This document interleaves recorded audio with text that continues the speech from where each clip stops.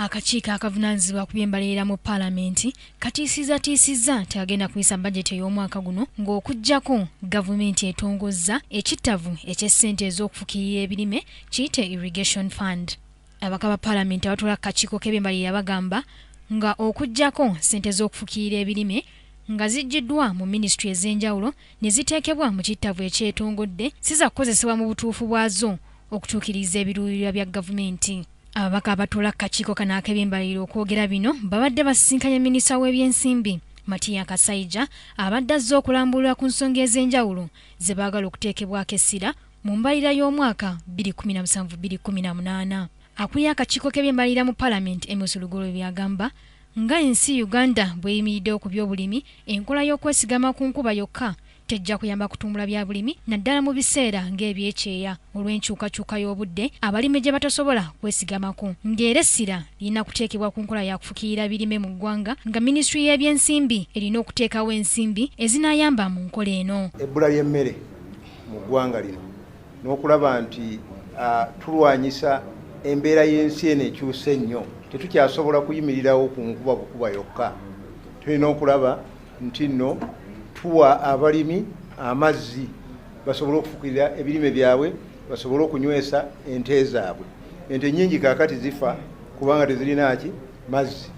N'olwekyo kyetuvudde tuteeka ensonga ya irrigation okuba nti nsonga nkulu nnyo ku mulundi guno. Ekyokubiri twagala Uganda etandike okufulumya ebirime bitusobola okutunda amawanga amalala.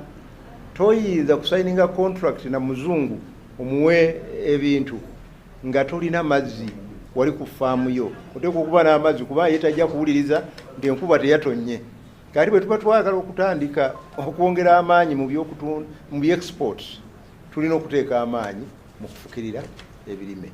Era abaka akakiiko kano bawagira enkola eno nga bagamba nti n'ekyeya ekifumbekedde ebitundu by'eggwanga ebyenjawulo tebasobodde kukirwanyisa olw'ensonga nti ssente za pulojekiti ey'okufukirira ebirime ziri mu minisitule ez'enjawulo okuli minisitule y'ebyamazzi, minisitule evunaanyizibwa ku by'obulimi mu ggwanga nga bagamba nti minisitule zino tezisobodde kwasaganya nsonga z'ekyeya mu bulambulukufu nga baagala ku luno mu mbalirira y'omwaka 2017 zitongozebwe olwo we banaasobola okuzitemaatemamu okuddukira disitulikiti ezinaaba zikoseddwa ekyeya. Tumaze okukizuula nti essente eziweebwa mu minisitule y'amazzi okukola ku nsonga ya irrigation mu nsi yonna ziriyo ssente nnyingi kwenkana ziringa billions 12.5 ezigenda ku irrigation. Tulowooza nti essente ezo zisaanidde okugattibwa wamu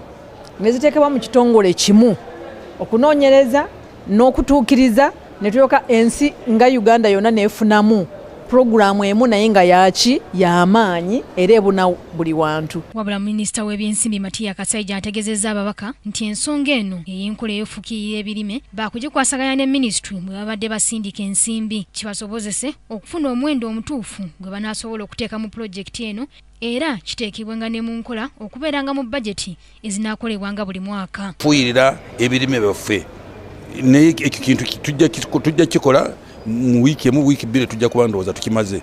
Kyemmanyi agriculture eteekedde kubanga erina kyekola ku ssaawa eno ekitikirira mutawana tujja kikola. Nga enteekateeka y'embalirira y'omwaka 2017-2018 zikyagenda mu maaso, minisitule y'ebyensimbi esuubira obumbi obuwera ddala 3 okuwanirira bajeti eno ng'ezisinga zisuubirwa okuva mu misolo eginaakuŋŋaanyizibwa mu ggwanga ne mu kwewola. Joanita Mbabazi, KTV, Amalindirire.